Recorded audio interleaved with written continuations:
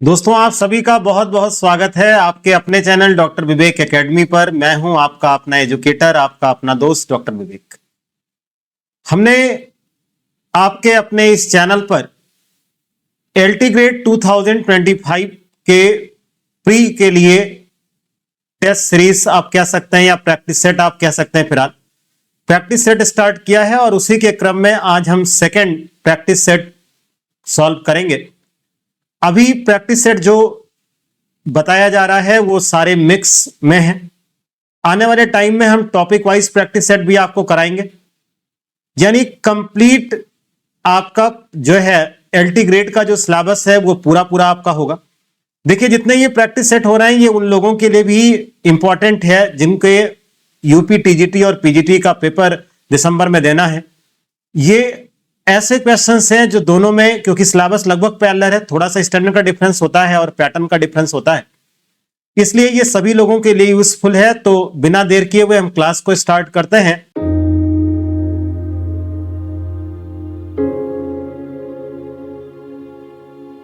और हमारा पहला क्वेश्चन है, कह रहा है which quartile is the median. देखिए अगर आप क्वार्टाइल की बात करें तो जैसे ये सीरीज है, क्वार्टाइल किसी भी चीज को 4 पार्ट्स में डिवाइड करती है, यानी ये 1 हो गया, ये 2, ये 3, ये आपका 4, यानी क्वार्टाइल का काम 4 पार्ट्स में डिवाइड करना होता है। तो ये आपका Q1 है, ये आपका Q2 है, ये आपका Q3 है। जो आपका Q2 यानी क्वार्टाइल 2 है ये इक्वल टू होता है मीडियन से, क्योंकि मीडियन और क्वार्टाइल 2 सेम आपके होते हैं, जो किसी भी सीरीज को 2 इक्वल पार्ट्स में डिवाइड करता है। क्वार्टाइल 1 की बात करें तो ये 25% वैल्यू को कंसीडर करता है, कितने उससे कम है। क्वार्टाइल 3 75% वैल्यू को, और मीडियन जो है वो 50% वैल्यू को। तो इस तरह से इस क्वेश्चन में आपका ये बी ऑप्शन करेक्ट होगा। सेकंड क्वेश्चन है the mode is a series of. कह रहा मोड होता क्या चीज है। देखिए मोड का मतलब होता है मोस्ट फैशनेबल आइटम। तो मोस्ट फैशनेबल आइटम का मतलब जो चीज बाजार में ज्यादा बिक रही हो। जैसे एग्जांपल आप समझिएगा, मान लीजिए यहां पे हम शर्ट की साइज लिख रहे हैं, जैसे वो लिखा है 36, 30, 38, 40, 42, 40, 44 और 40। तो अगर आप इस सीरीज में देखें तो ये 40, ये और ये 3 ऐसे हैं, यानी ये साइज की शर्ट उस दुकान पे ज्यादा बिकी है। तो अगर वो दुकान वाला देखे कि हमारे पास मॉड कौन सा है, मोस्ट फैशनेबल आइटम कौन सा है, कौन सा ज्यादा बिक रहा है, तो वो 40 नंबर शर्ट्स उसके पास ज्यादा बिक रहे हैं। तो ये जो 40 नंबर है वो कह रहा है the mode in a series is, यानी इस 40 नंबर का जो शर्ट है वो ज्यादा बिक रहा है। तो मिडिल वैल्यू ये है नहीं, मोस्ट फ्रीक्वेंट वैल्यू यानी सर्वाधिक आवृत्ति वाला मूल्य, centre of gravity none of this ये दिया है। तो मोस्ट फ्रीक्वेंट वैल्यू, ये फ्रीक्वेंट वैल्यू जो आपको दे रहा है इसका मतलब ये है कि 40 नंबर के शर्ट जो है वो कितने पीस बिक रहे हैं, 3 के। तो ये आपका सेकंड यानी बी ऑप्शन करेक्ट होगा। कह रहा the sum of the division of individual observation is zero form. अगर आपने प्रीवियस का वीडियो देखा है तो उसमें इस तरीके से क्वेश्चन हमने कराए थे। इसको आप ऐसे समझिएगा, जैसे आपको x दिया है 10, फिर आपको 12 दिया है, फिर 8 दिया है, तो इसका आप सम करेंगे तो इसका सम आपका 30 आएगा। अब आप देखिएगा x बार आप कैलकुलेट करेंगे तो 30/3, तो x बार जो है ये आपका 10 आ जाएगा। अब आप समझना यहां पर आपको डिविजन्स निकालने हैं, जो आपका x माइनस एक्स बार हो जाएगा। 10 से 10 आप माइनस करेंगे 0, ये +2 होगा, ये -2 होगा। तो यहां पर सिग्मा डिविएशन फ्रॉम x बार ये आपका, या सिग्मा डी आप कह सकते हैं, ये x बार का डिनोशन दिया है खाली। तो ये +2 -2 ये आपका 0 हो जाएगा। अब देखिए क्या कह रहा है, the sum of divisions of individual observation is zero form. किससे 0 हुआ, तो ये x बार यानी अर्थमेटिक मीन से हुआ। तो आपका सी ऑप्शन करेक्ट होगा, ये और किसी भी मीन से 0 नहीं होता। The method of analysis is used. कह रहा है एनालिसिस मेथड का यूज किया जाता है। तो अगर आपने मॉड पढ़ा है तो उसमें एक ऑब्जर्वेशन मेथड होता है, जो भी आपने क्वेश्चंस में देखा है प्रीवियस में, और एक होता है जब आपको कोई एक लार्जेस्ट फ्रीक्वेंसी ना मिले तो एनालिसिस मेथड का यूज हम लोग करते हैं और इसका यूज किया जाता है मॉड में। मोड को Z से हम लोग डिनोट करते हैं। कह रहा which of the following is not a discrete series. देखिए आपको पता है सीरीज हमारे पास यहां पर 3 टाइप्स है, एक इंडिविजुअल है, एक डिस्क्रीट है और एक कॉन्टिन्यूअस है। अब इसमें कह रहा है कौन सा डिस्क्रीट नहीं है, इसका मतलब यही तो हुआ कि 3 इसमें डिस्क्रीट होंगे और कोई एक ऐसा होगा जो डिस्क्रीट नहीं होगा, या तो वो इंडिविजुअल होगा या तो वो कॉन्टिन्यूअस होगा। अब डिस्क्रीट हम कहते किसे हैं, जहां पर एक नंबर दूसरे नंबर से डिफर करता है, जैसे 2, 3, 5, 10, 12, ये एक दूसरे से डिफर कर रहा है, ये डिस्क्रीट है। कह रहा the number of page in a book, आपको पता है एक बुक्स में जो पेज होते हैं उनके countings. The number of rooms in a house, the number of students in a college. लेकिन कह रहा the height of students in a class, एक स्टूडेंट यानी जो स्टूडेंट्स क्लास में हैं उनकी हाइट क्या है, ये डिस्क्रीट वेरिएबल में नहीं आ सकता। उसका रीजन है किसी की हाइट मान लीजिए 5'3" है, किसी की 5'2" है, किसी की 5'1" है, कई लोगों की 5'5" है। तो ऐसे चीजों के लिए ये हमारा डिस्क्रीट में ना हो करके ये कॉन्टिन्यूअस का है, तो सी ऑप्शन आपका करेक्ट होगा। The marks in statistics of 5 students are as follows. यहां पे सीरियल नंबर दिया है, ऑब्टेन मार्क्स दिया है। ये सीरियल नंबर कह सकते हैं, रोल नंबर कह सकते हैं, यानी हर एक बच्चा एक दूसरे से अलग है, तो जहां पर अलग अलग वैल्यूज को शो किया जाता है उसे इंडिविजुअल सीरीज कहते हैं। तो ये आपकी शुरुआत हो सकती है सीरियल नंबर से दिया हो, रोल नंबर से दिया हो, नेम से दिया हो, तो ये आपका इंडिविजुअल सीरीज में आएगा। फिर देखिए मिड पॉइंट आपको दिया है और फ्रीक्वेंसी दी है और आपसे पूछ रहा है कि ये कौन सी सीरीज है। देखिए इतना ध्यान रखिएगा, जहां पर आपको क्लास पहचानने का आसान तरीका बता रहा हूं, जहां पर आपको क्लास इंटरवल दिया हो, जैसे 10 से 20 दिया हो, 20 से 30 दिया हो, ये क्लास इंटरवल है। जहां पर क्वेश्चंस आपको लेस देन में दिया हो, जहां पर क्वेश्चंस आपको मोर देन में दिया हो, जहां पर क्वेश्चंस आपको मिड वैल्यू का दिया हो। अब मिड वैल्यू होती क्या चीज है ये भी समझ लीजिएगा, L1 प्लस L2/2, यानी किसी भी सीरीज की लोअर लिमिट और अपर लिमिट का हाफ करते तो वो मिड वैल्यू है। तो ये 4 में कुछ दिया हो और इसके साथ साथ फ्रीक्वेंसी आपको दी गई हो, तो ऐसे सीरीज को हम कॉन्टिन्यूअस के नाम से जानते हैं, तो ये आपका कॉन्टिन्यूअस सीरीज में आएगा। कह रहा है from the data presented graphically through a histogram which of the following information can be obtain graphically. बहुत आसान तरीके से सुनिएगा। पहली बात तो ये समझे कि मीन का मतलब अर्थमेटिक मीन है और अर्थमेटिक मीन एक ऐसा है जो ग्राफिकली प्रेजेंट ही नहीं होता। और रही बात मीडियन की, तो ये आपका ओगिव जो कर्व है उसके थ्रू होता है। यहां पर बात हिस्टोग्राम की हो रही है। हिस्टोग्राम जो है ये आपको मॉड बताने में आपकी हेल्प करता है। फिर कह रहा है which of the following can be known graphically with the help of ogive curve, जिसको हिंदी में तोरण वक्र कहते हैं। देखिए इसके लिए ये आपका लेस देन सीरीज हो या मोर देन सीरीज हो, ये इन्हीं से आपका बनता है और इससे आपको मीडियन का पता लगता है। डेटा आर, देखिए कह रहा डेटा क्या है, अ सिंगल नंबर, ये बिल्कुल गलत है। An absolute descriptive fact, a collection of unrelated numbers, ये डेटा नहीं हो सकता। एक collection of homogeneous facts and figures, homogeneous का मतलब जो एक तरीके से रिलेट करते हो। The author of an inquiry into the nature and causes of wealth of nations, कह रहा वेल्थ ऑफ नेशंस जो बुक है इसके राइटर कौन है, किसने इसको लिखा है।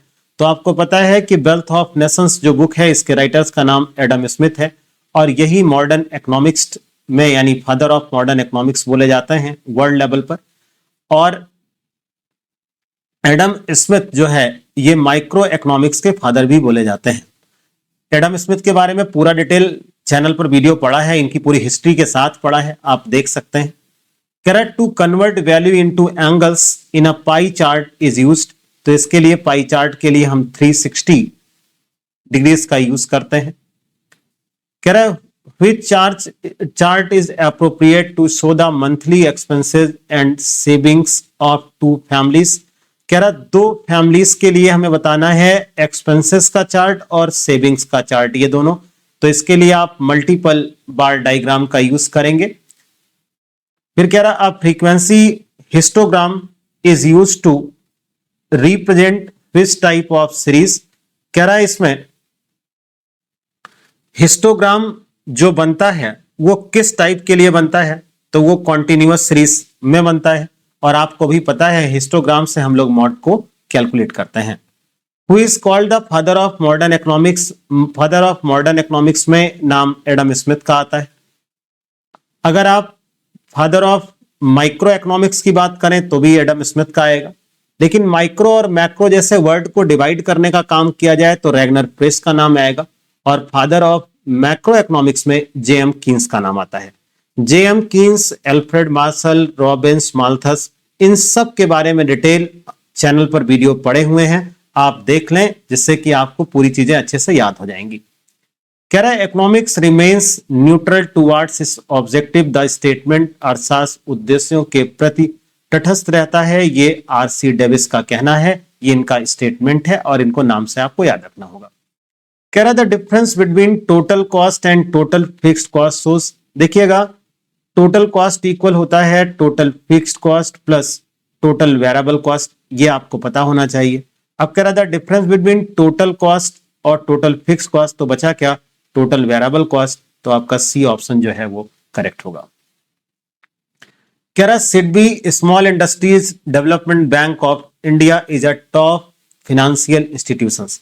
देखिए कुछ बात इसमें आपको बता दें, सिडबी का जो हेडक्वार्टर है वो आपके यूपी की कैपिटल लखनऊ में है, यानी लखनऊ यूपी आएगा। मतलब ये पूरे इंडिया लेवल पर काम करता है बैंक। लेकिन जैसे आरबीआई का हेडक्वार्टर मुंबई में है, वैसे सिडबी का हेडक्वार्टर आपको लखनऊ में मिलेगा। और ये स्मॉल एंड मीडियम एंटरप्राइज के लिए काम करता है। The chairman of NITI Aayog. देखिए नीति आयोग, जिसमें नीति का फुल फॉर्म आपको याद होना चाहिए, national institute for transforming India. पहले देखिए प्लानिंग कमीशन चलता था, प्लानिंग कमीशन को बंद करके नीति आयोग को स्टार्ट किया गया।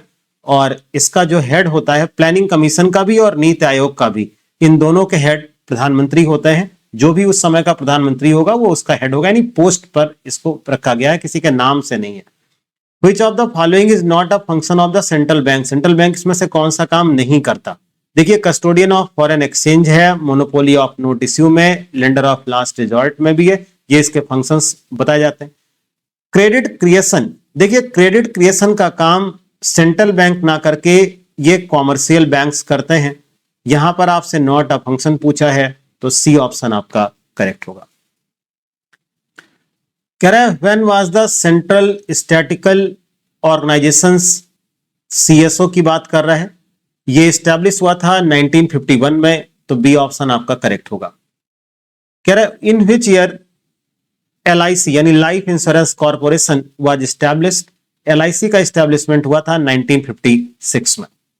Which of the following is not a liability of a commercial bank. Commercial bank की इसमें से लाइबिलिटी कौन सी नहीं है? तो देखिए shares capital, reserve fund, bills payable, deposit with the central bank and other bank. आपने जो अपना पैसा डिपॉजिट कर रखा है वो आपके लिए एसेट्स होती है, ना कि लाइबिलिटी। तो इसमें डी ऑप्शन आपका करेक्ट होगा, जबकि एबीसी बैंक की लाइबिलिटी होती है। कह रहा है what qualification should an auditor of a company have. देखिए एक कंपनी को चार्टर्ड अकाउंटेंट होना चाहिए, तो कह रहा है the auditor should be a chartered accountant under the chartered accountant act 1949, तो सी ऑप्शन आपका करेक्ट होगा। एन ऑडिटर इज, जब आप ऑडिटिंग की पूरी डिटेल क्लास में आपको बताऊंगा तो इसमें एक एक स्टेटमेंट्स आपको बताऊंगा, लेकिन फिलहाल के लिए आप समझें एक ऑडिटर को कहा गया है कि वो वॉच डॉग है, मतलब वो देखे कि वहां पर कमियां क्या हैं, ना कि शक की निगाह से देखे।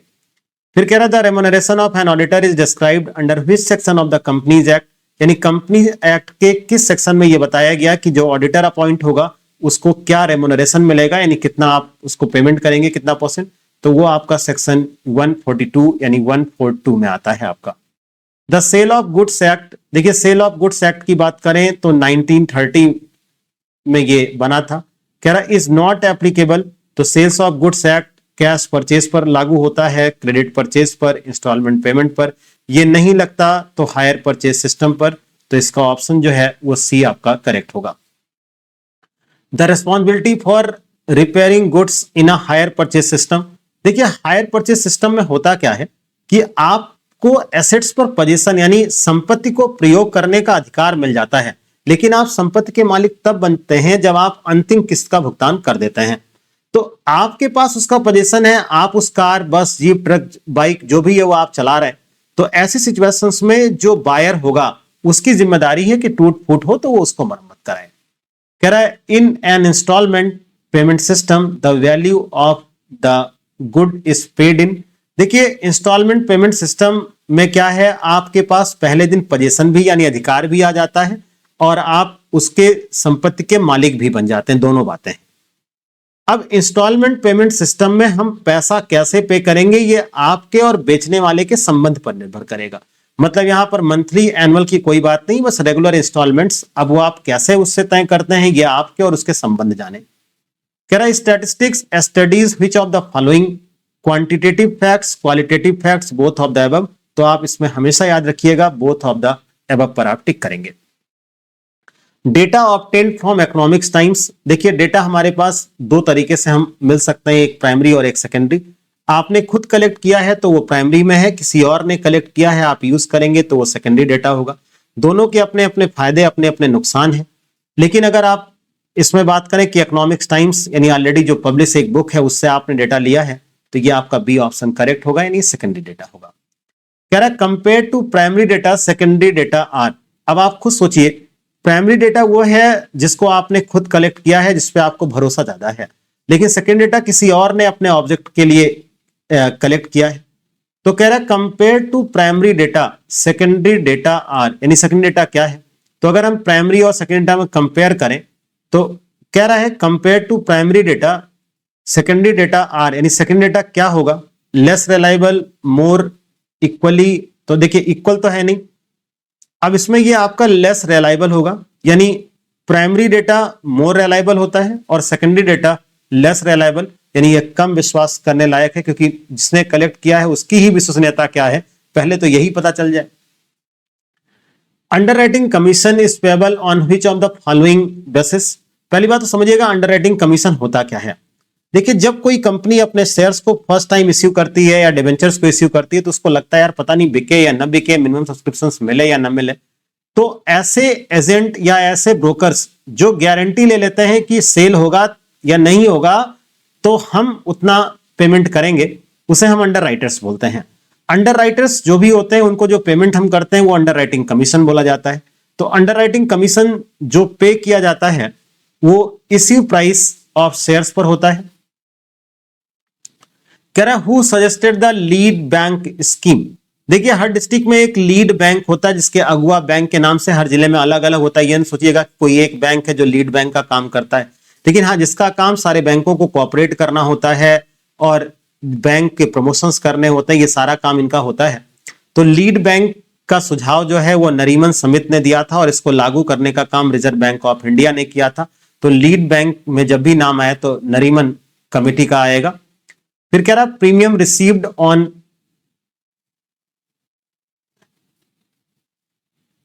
ये आपका क्वेश्चन नंबर 35 है। कह रहा premium received on issue of shares is shown in. जो भी आपको प्रीमियम मिलेगा वो कहां लिखेंगे तो on the liability side of the balance sheet पे आएगा। कह रहा who among the following propose the X and Y theory. देखिए एक्स और वाई थ्योरी जो दोनों है ये मोटिवेशन की है। एक्स थ्योरी और वाई थ्योरी इन दोनों को देने का काम मैकग्रेगर ने किया था। कह रहा what is economics according to Robbins. Robbins ने इकोनॉमिक्स को माना है कि ये एक सोशल साइंस है, तो ए ऑप्शन आपका करेक्ट होगा। A detailed record of all transactions of goods and services between a country with the rest of the world over a period of 1 year is called, इसको हम balance of payment बोलते हैं।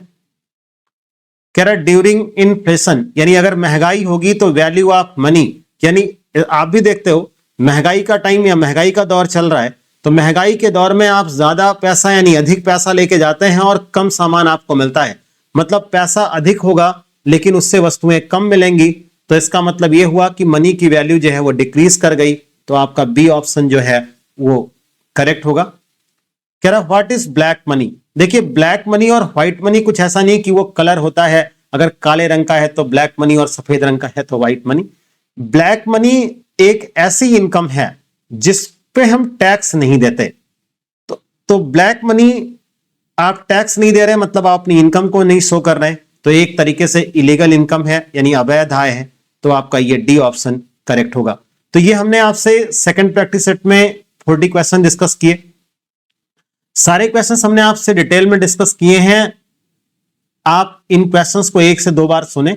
इन सारे के PDF आपको Telegram पे मिल जाएंगे, Telegram आप ज्वाइन कर लें, लिंक डिस्क्रिप्शन बॉक्स में आपको दिया है। क्लास अच्छी लगी हो तो आप लाइक करिएगा और कमेंट बॉक्स में आप जरूर लिख के मुझे बताएं कि क्लास आपको कैसी लगी हो। आपको कोई प्रॉब्लम या कोई आपको गाइडेंस चाहिए तो चैनल पर कॉन्टैक्ट नंबर दिया है, आप मुझे कॉल कर सकते हैं फ्रीली, कभी भी आप कॉल कर सकते हैं, आप हमें मैसेज कर सकते हैं। आप हमारे साथ बने रहें। हम मिलते हैं अपने नेक्स्ट क्लास में। आप सभी का बहुत बहुत धन्यवाद।